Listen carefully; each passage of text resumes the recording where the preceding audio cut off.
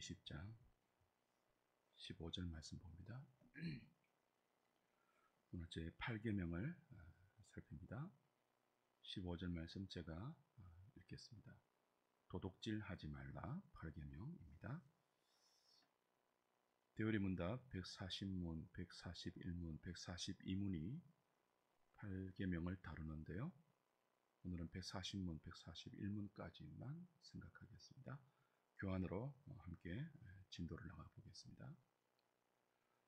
제가 140문 그리고 141문 읽을 테니까 여러분이 답을 해 주십시오. 제 140문 제8계명은 무엇입니까? 제8계명은 도둑질하지 말라입니다. 제 141문 제8계명에서 요구하시는 의무는 무엇입니까? 제8계명에서 요구하시는 의무는 사람 사이의 계약과 상거래를 진실하고 신실하며 공정하게 하는 것과 모든 사람에게 각자가 마땅히 받아야 할 것을 받게 하는 것, 불법으로 가로챈 타인의 재물을 원소유자에게 배상하는 것, 우리의 능력과 다른 사람들의 필요에 따라 기꺼이 주거나 빌려주는 것, 세상의 재물에 대한 우리의 평가와 의지와 정서를 절제하는 것, 우리의 본성을 유지하는 데 필요하고 편리하며 우리 형편에 적절한 것들을 얻고 유지하고 사용하고 처리하기 위해 신중하게 살피고 연구하는 것, 합법적인 직업을 갖고 그 일에 부지런히 종사하는 것, 검소하게 사는 것, 불필요한 소송과 보증 서는 일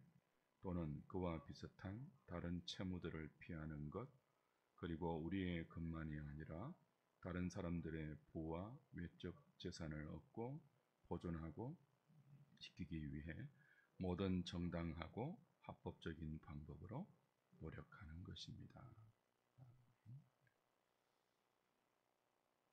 140문은 8계명을 묻고 있고요. 141문은 8계명이 요구하시는 의무를 다룹니다. 142문은 8계명이 금지하는 죄가 무엇인지를 다루죠. 오늘은 요구하시는 의무를 함께 보겠습니다. 도둑질 하지 말라 8계명 아닙니까? 도둑질이 뭡니까? 다른 사람의 소유를 빼앗아 내 소유로 삼는 행위입니다. 도둑질 하지 말라는 이 8계명에 근본적으로 우리가 인정해야 될 것은요, 나의 소유, 다른 사람의 소유인 사유재산이에요. 그러므로 8계명이 의미하는 바는 사유재산을 인정하지 않는 공산주의 제도를 인정하지 않는 거죠. 계명이 우리에게 가르치는 하나님 나라의 백성된 삶의 원리, 그건 이 세상의 정치 이데올로기가 담을 수 없습니다. 하나님 나라가 이 땅에 그리스도로 우리에게 허락되어 있는데, 이 현재적인 하나님 나라의 백성들에게는 사유재산을 하나님이 허락하세요. 나의 소유 하나님 허락하세요. 마찬가지로 다른 사람의 소유도 그 사람에게 필요한 만큼 하나님이 허락하세요. 도둑질이 뭐라고요? 하나님이 그 사람에게 주신 소유를 내가 빼앗아 나의 소유로 삼는 거예요. 하나님이 내게 허락하지 않는 소유까지 내 소유로 삼는 모든 행위를 도둑질이라고 정의할 수 있죠. 그리고 이 8계명을 떠받치는 또 한 가지의 기둥은요, 청지기 정신이에요. 하나님께서 우리에게 소유를 허락하시지 않습니까? 근데 이 소유는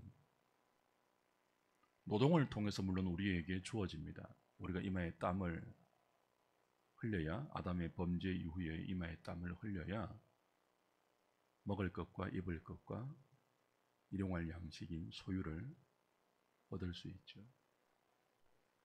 그런데 성경은 우리가 노동을 통해서 획득하는 모든 우리의 소유를 하나님이 주셨다. 그렇게 가르치죠. 우리가 성실히 일하고 우리가 열심히 살아서 우리가 버린 정당한 우리의 소유, 소득을 성경은 하나님이 주신 것으로 고백하라. 그렇게 가르치지 않습니까? 그리고 하나님이 우리의 노동을 통해서 정당하게 주신 땀의 대가, 노동의 대가를 하나님이 우리에게 우리의 소유로 주실 때에는 그것을 통해서 하나님의 뜻대로 사용하라는 청지기 정신을 가르칩니다. 내가 열심히 일해서 내가 벌은 나의 소득이니까 내 마음대로 써도 된다 이게 아니고요.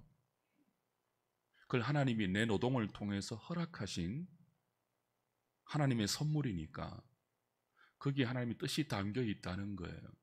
그래서 하나님의 뜻대로 내 소유를 사용하는 정신, 이 소유의 주인이 하나님이고 나는 하나님으로부터 이 모든 소유를 잠시 위임받아서 하나님의 뜻대로 사용해야 한다는 정신이 청지기 정신이에요. 그 정신이 8계명을 떠받치는 또 하나의 다른 기둥입니다.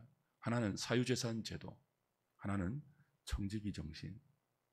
사유재산 제도를 인정하지 않는 것이 공산주의자잖아요.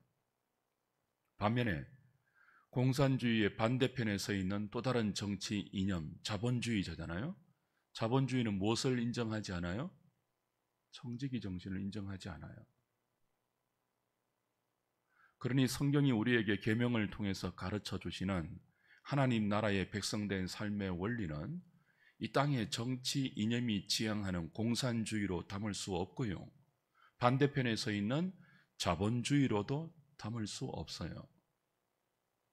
계명을 천국 백성의 삶의 기준으로 삼고 그 계명을 따라 하나님을 신앙하고 사랑하고 이웃을 사랑하며 살려는 주의 백성들은 정치 이념의 노예가 되면 안 됩니다. 한국 교회가요 지금 가장 안 좋은 게 그거예요. 예수 믿는 것보다 야당, 여당이 더 중요해요. 그래서 우리 교회를 떠난 몇몇 지체들이 있습니다. 마음이 제가 얼마나 아픈지 몰라요. 예수보다 정치 이념이 더 중요해요? 그게 그리스도인이에요? 계명을 잘 살피면 그리스도인은요 이 땅의 정치 이데올로기에 함몰될 수 없는 사람이에요. 성경이 부지런히 우리에게 가르쳐주는 의와 공도의 나라, 그걸 지향해야죠. 정치 이념이 아니라 성경이 우리에게 무엇을 가르쳐 주는지 그 성경의 가르침을 최대한 가깝게 추구하는 그 이 땅의 원리를 우리가 지지하고 따라가고 비판적으로 분석하는 거죠. 성경이 우리에게 가르치는 의와 공도의 나라는 하나님 사랑, 이웃 사랑이에요. 그리고 약자를 배려하는 것이고요.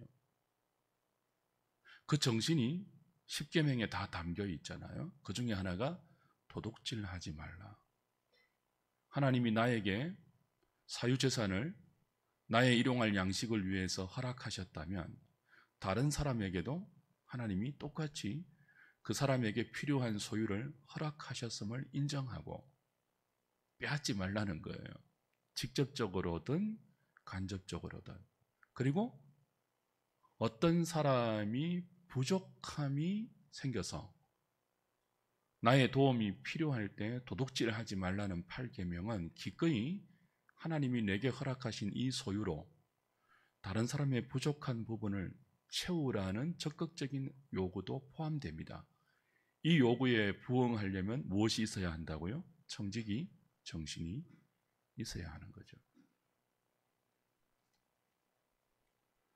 동시에 우리는 노동을 통해서 우리에게 필요한 소득, 우리의 사유재산을 하나님이 허락하시기 때문에 노동에 대한 그 노동을 펼치는 직업에 대한 성경적인 이해가 필요해요. 노동은 신성한 인간의 특징이죠. 아담이 범죄하기 이전부터 하나님은 아담과 하와에게 에덴 동산을 경작하라, 노동의 신성한 의무를 부여하셨습니다. 그리고 그 노동을 통하여 하나님 나라를 가꾸고 확장하고 다스리게 하셨습니다.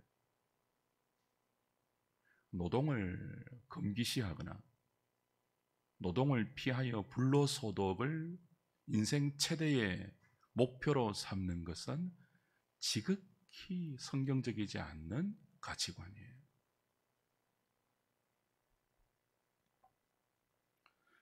해설 2번 보십시오.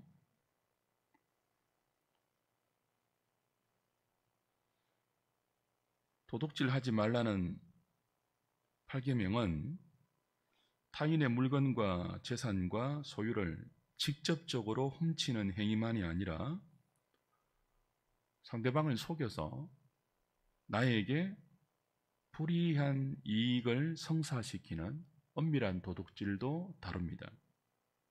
그것이 뭡니까? 사람과 사람 사이의 계약과 상거래의 정직함이에요. 저울을 속이지 말라 하는 성경 말씀이 얼마나 많습니까? 진실함과 신실함과 공정함으로 상거래를 하라. 계약을 체결하라.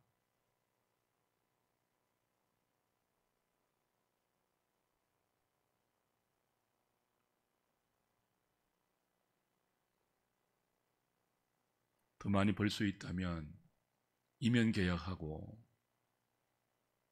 상거래를 속이고 바가지 씌우고 그러지 말라는 거예요.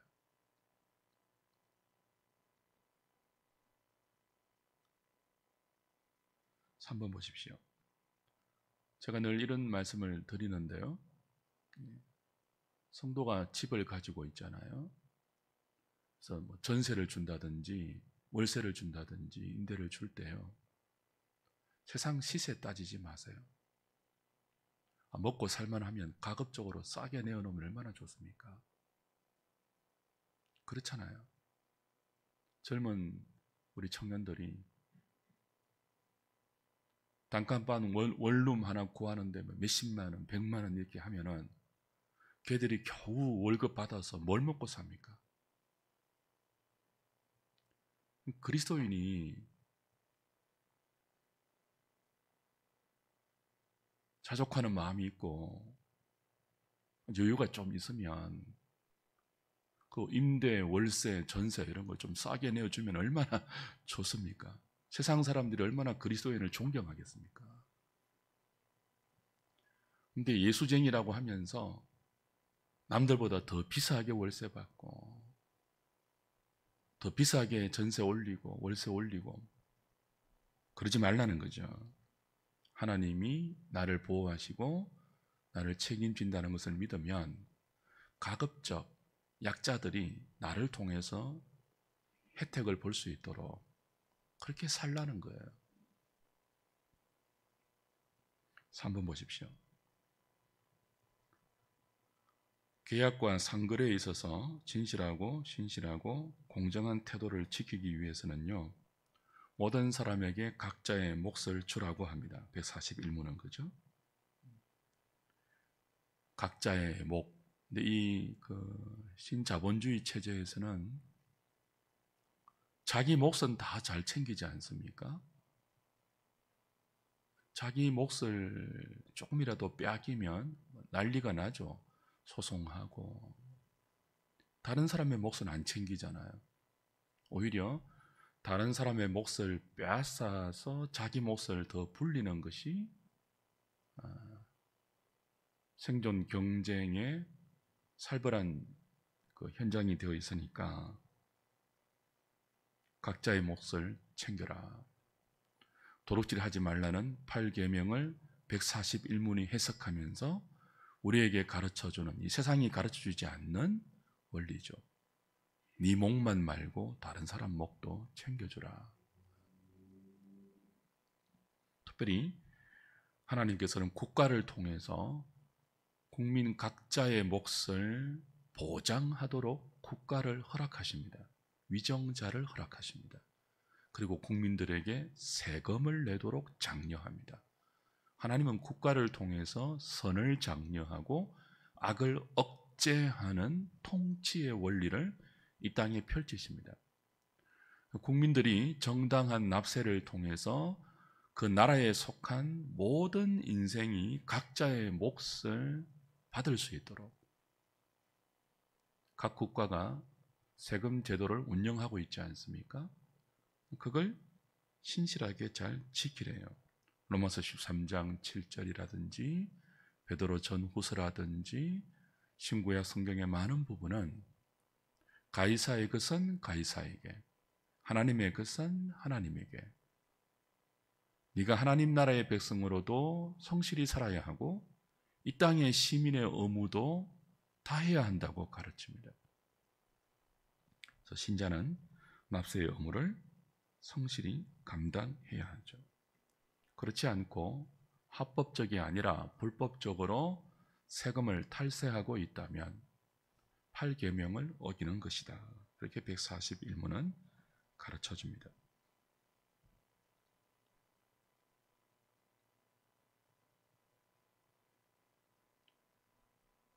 동시에 141문은 길거리를 지나거나 어떤 경우에 다른 사람의 지갑이나 혹은 돈이나 물건을 보고 습득했을 때 돌려주지 않는 것도 도둑질하는 것이다. 그렇게 해석합니다. 이건 지금 사회법도 그렇죠, 그죠? 길거리에서 누군가의 물건을 주었어요. 경찰서에 신고하거나 돌려주지 않으면요, 자기가 습득하면 절도죄가 됩니다. 그걸 타인의 소유를 자기가 빼앗아서 자기의 소유로 삼은 것으로 해석하죠. 사회법도 그러니까 이 8계명도 당연히 물건을 주었을 때 원소유주에게 최대한 돌려주라, 그렇게 가르치고 있습니다. 4번 보십시오. 같이 읽어볼까요? 시작.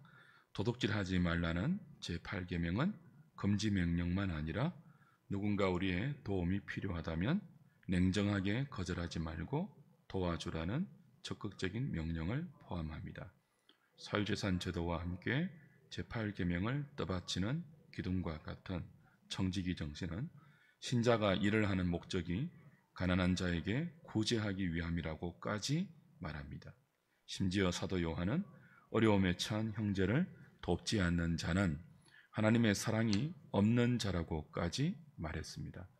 그러므로 다른 사람의 필요에 따라 우리의 능력과 소유를 내어주며 빌려주는 것은 제8계명이 요구하는 마땅한 의무입니다.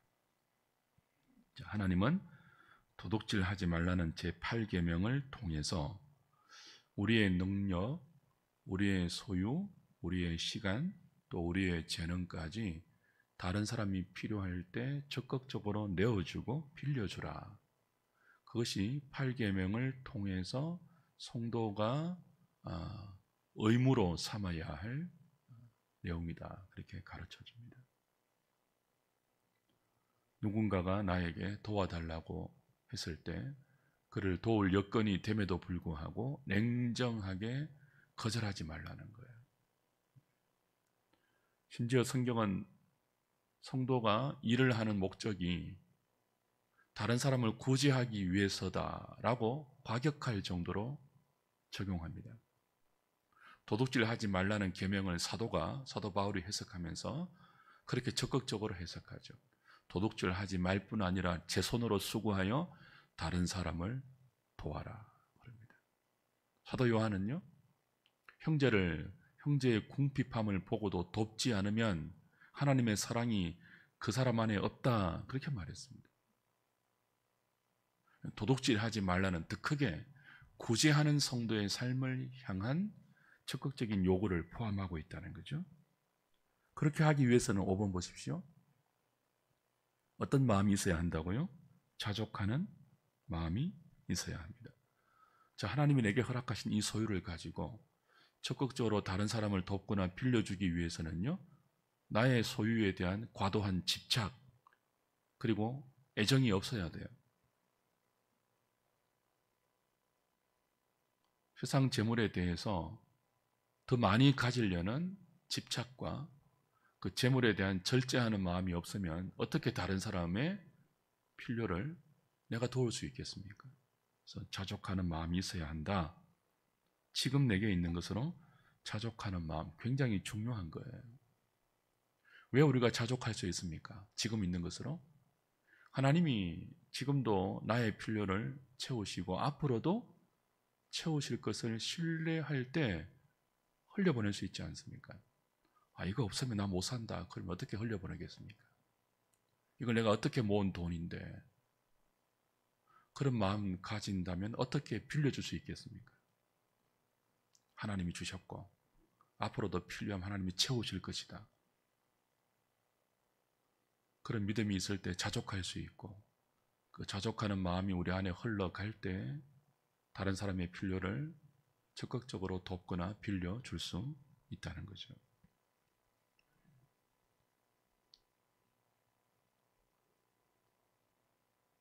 그리고 이 8계명이 요구하는 성도의 능동적인 의무를 잘 수행하려면요, 내 돈이니까, 내가 버렸으니까 내 마음대로 사용해도 된다는 그런 가치관을 좀 배제해야 되겠죠. 정직하게 돈을 벌어야 되고요, 정직하게 돈을 잘 사용해야 되는데, 그렇게 소비와 소득, 그죠? 정직한 소득과 정직한 소비, 그걸 위해서는요, 연구하라고 해요. 생각하라고 해요, 신중하게. 그 가계부를 서지는 않더라도 나의 한 달의 소득이 얼만데 지금 내가 소비되고 있는 지출이 얼마인지를 잘 대조해서 어떻게 저축할 수 있으며, 이런 부분은 과도한 소비고 필요 없는 소비다. 연구하라는 거예요. 신중하게 생각을 하라는 거예요. 그래서 이런 부분은 과도한 소비를 좀 줄이고, 이런 부분은 조금 더 적극적으로 소비할 수 있는, 하나님의 뜻이 담긴 쪽으로 소비할 수 있는 연구를, 생각을 하라는 거예요. 그리고 기도하라는 거예요. 그것을 위해서.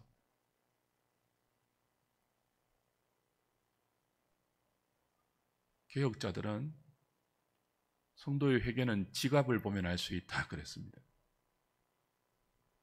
하나님 잘못했습니다. 용서해 주십시오. 마음껏 회개하고 실컷 회개했는데 지갑이 회개하지 않으면 그거 가짜다 그랬습니다. 그러니까 돈의 사용, 정직한 소득의 구성, 그런 것들이 하나님 앞에서 바르게 이루어져야 한다는 거죠. 여러분 어떠세요? 그 교회 항존직이 목사, 장로, 집사 아닙니까? 그 집사가 교회 재정을 담당하고 구제를 담당하는 직분이잖아요. 이 집사의 직분에 그리스도의 제사장적 원리가 녹아 있거든요. 근데 이 집사가 교회의 가난한 자를 구제하는 중심적인 직분인데, 구제할 때 그냥 물질만 막 흘려보내지 말고 개혁교회에서 집사 교육을 할 때는요, 이 좀 현대에는 조금 숙고할 면이 있지만 그 구제해야 될 집을 집사들이 신방합니다. 신방에서 무엇을 파악하는가 하면 그 사람의 소득, 그 사람의 소비를 파악해요. 그 사람과 함께. 그래서 어떻게 하면은 지금 궁핍한 이런 재정 상황을 좀 해결할 수 있을지를 신중하게 함께 생각해서 건강한 경제 생활을 어드바이스 해요. 누가 한다고요? 집사들이. 그러려면 그만큼 성경적인 가치관과 신앙과 성경적인 재정에 대한 이해가 있어야 되겠죠.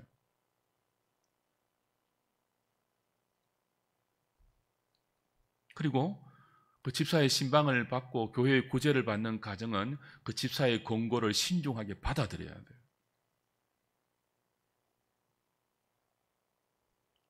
그게 하나님의 교회라는 거죠. 우리 개인도 그렇잖아요. 우리 개인의 가정도 되는 대로 사는 것이 아니고, 들어오는 대로 쓰고 그런 것이 아니고 신중하게 생각해라요. 어떻게 하면 하나님이 내게 맡기신 이 재산과 소유를 하나님의 뜻대로 사용할 수 있으며 불필요한 낭비를 줄여서 선하게 사용할 수 있을지를 생각하고 잘못된 부분을 어떻게 개선할 수 있을지를 연구하고 공부하래요.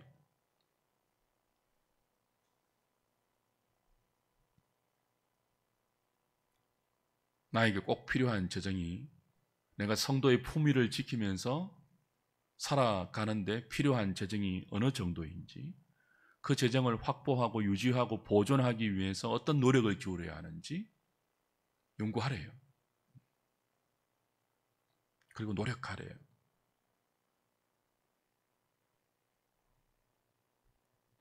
무슨 뜻입니까? 한마디로 규모 없는 삶을 살지 말라. 그게 도둑질하지 말라는 8계명에 적극적으로 담겨 있다는 거죠.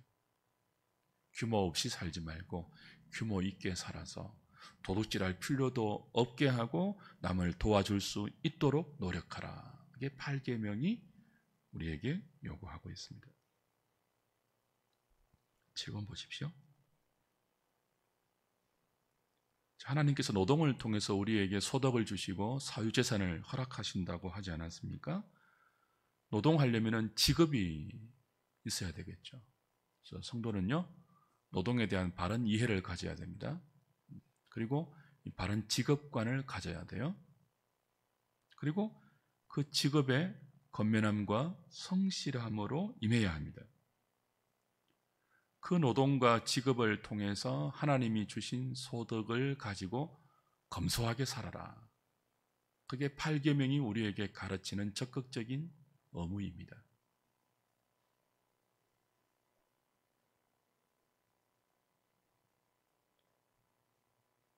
그렇게 살지 않고 재산을 낭비하는 자는 잠언 21장 20절에 의하면 미련한 자다, 심지어 악한 자다, 그렇게 규정합니다.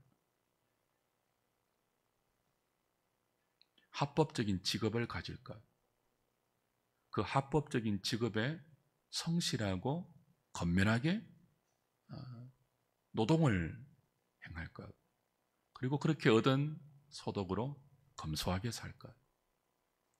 그렇지 않고 낭비한다면 이건 미련하고 악한 인생이다, 그렇게 가르쳐 주죠.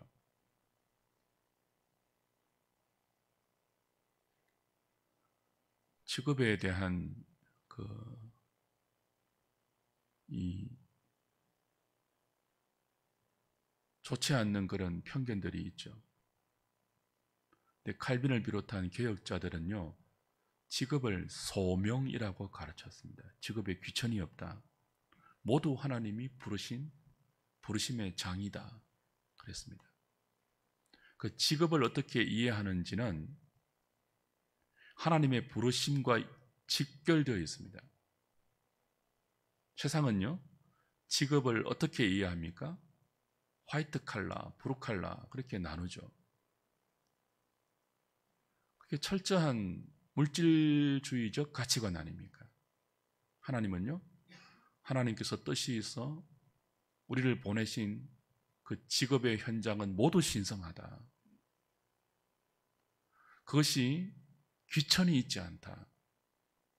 어떤 곳이든 그곳에서 하나님의 뜻을 선하게 펼치되 의와 공도에 따라 펼쳐야 한다. 그것이 너를 이 땅에 보내신 하나님의 뜻이다, 그렇게 가르치거든요. 근데 우리는 어떻게 합니까? 내가 하고 싶은 것, 사람들이 열망하는 것, 의사, 변호사, 뭐 이런 사자 부던 직업들, 그 가기 위해서 최선을 다하고 부모들은 자녀들을 그렇게 만들기 위해서 온갖 열과성을 쏟아붓죠. 남들이 안 가는 곳에 가라고 가르치는 부모 있습니까? 남들이 다 하기 싫은 직장을 너는 좀 가져보면 어때? 권면하는 부모 있습니까? 그런 기도의 제목 우리는 갖고 있습니까?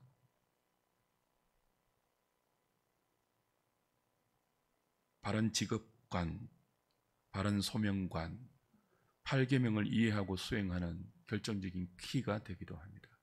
옛날에 뭐 거창고등학교입니까? 거기서 가르치는 그 10계명이 있었잖아요. 남들이 가려고 하지 않는 곳에 가라 뭐 이런 거 가르쳤고,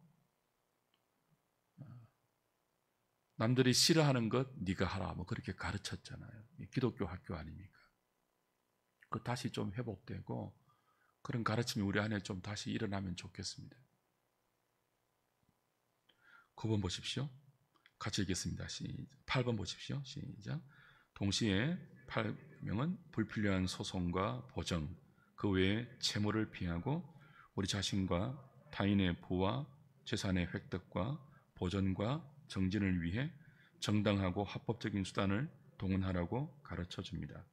성실하게 사는 성도는 나와 타인에게 심각한 피해를 입힐 수 있는 불필요한 소송과 보정을 피해야 합니다.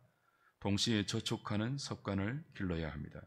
다른 사람의 재산을 도둑질하지 않는 것이 제8계명의 수동적인 측면이라면 저축을 비롯해서 자신과 다른 사람의 재산을 합법적으로 보존하고 정진시키는 것은 제8계명의 능동적인 요구라고 할 수 있습니다. 불필요한 소송, 불필요한 보정, 불필요한 채무 관계를 피하라.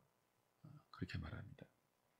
그리고 나와 다른 사람의 정당한 재산의 정식과 우리의 건강한 삶을 위해서 필요한 재산을 유지하고 보존하고 정진시키기 위해서 저축이나 연금을 피하지 말라. 적극적으로 저축하라. 그렇게 8계명은 141문은 8계명을 해석하면서 가르쳐 줍니다. 이게 고도의 잘못된 자본주의로 가면요, 뭐가 늘어납니까? 소송이 늘어나요. 걸핏하면 고소해요. 그래서 변호사가 각광을 받아요. 굉장히 안 좋은 거거든요. 소송해놓고 타협하잖아요. 소송이 정치의 수단이잖아요. 고소할 거야. 성도가 그러면 안 됩니다. 고린도 전서에서 사도가 고린도 교회를 책망하는 가장 큰 내용 중에 하나가 왜 성도끼리 소송하느냐. 차라리 손해보고 차라리 당하지. 왜 교회의 가르침을 따르지 않고 세상 법정의 성도끼리 소송해서 세상의 판단에 너희들의 운명을 맡기려고 하느냐. 그러지 말고 차라리 손해보라. 그러면 하나님이 그 손해를 그냥 두고 보시겠느냐. 이렇게 가르치지 않습니까? 근데 이 세상은요, 걸핏하면 소송합니다. 제가 참 안타깝게 보는 것 중에 하나는 노예나 총회나 교회도 예외가 아니라는 거예요. 소송부터 해놓고 봅니다. 소송은요, 인간의 지혜로 도무지 해결이 안 되는 악당이 있을 때 법적인 판단으로 밖에는 그 사람을 다룰 수가 없는 사람이 흉악한 짓을 벌일 때 그걸 합법적으로 통제하기 위해서 소송을 하는 거죠. 근데 그렇지 않고 걸핏하면 소송하고 고소하고 그래서 그 소송을 놓고 거래하고 타협하고 필요한 것을 받아내고 굉장히 악한 거거든요. 여러분 함부로 소송하지 마십시오. 차라리 뭐 하시라고요? 손해보십시오. 왜요? 우리는 이 땅의 삶이 전부가 아니잖아요. 불신자들은요, 이 땅이 전부잖아요. 그러니 그렇게까지 해서라도 더 많이 가지고 더 많이 확보해야 불안하지 않을 것 아닙니까? 사람 불신자들이 그렇게 막 죽을 각오로 하고 달려들면 우리는요, 양보하자고요. 왜? 우리는 영원한 나라가 있잖아요. 근데 똑같이 그냥 막 악착같이 막 같이 소송하고 같이 막 고소하고 차 사고 나면 웬간한 기스는 좀 그냥 보내주세요. 악착같이 그냥 받아내려고 하고, 이게 앞에 받았는데 뒤에 것까지 물어내라고 하고 막. 예? 그런 기회만 호시탐탐 노리고 있고, 누가 내 차 좀 안 받아주나.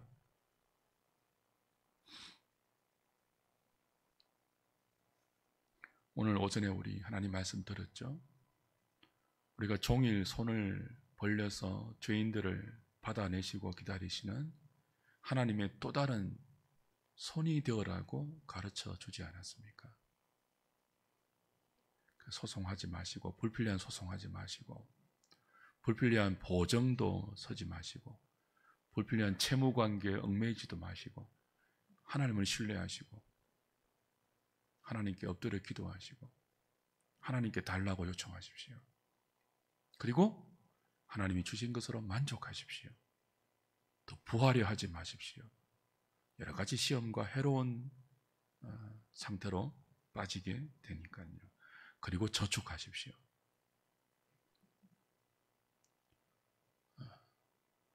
작은, 아까 우리 신중하게 연구하고 또 생각하고 불필요한 소비 줄이고 필요한 저축을 확보해서 다른 사람을 도울 수 있을 때 그 저축으로 도와야 될 것 아닙니까?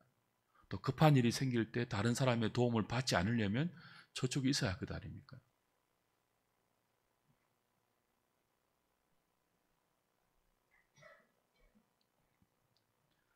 9번 마무리하겠습니다. 제8계명에 비추어 볼 때 나는 어떠합니까? 사람과 사람 사이의 계약과 상거래와 모든 면에 있어서 진실과 신실함과 공정한 자세와 태도를 유지하고 있습니까? 모든 이에게 각자의 몫을 주고 있습니까? 타인의 재물을 불법으로 가로채지 않도록 노력하며 만약 그런 일이 있다면 배상하고 있습니까? 다른 사람이 필요할 때 나의 능력과 소유를 아낌없이 내어주고 빌려주고 있습니까?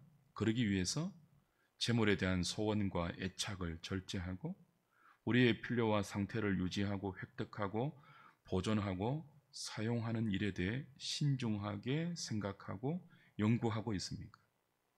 건면하고 성실한 태도로 직업에 종사하면서 불필요한 소송과 보정과 채무를 피하고 저축과 같은 정당하고 합법적인 수단을 잘 사용하고 있습니까?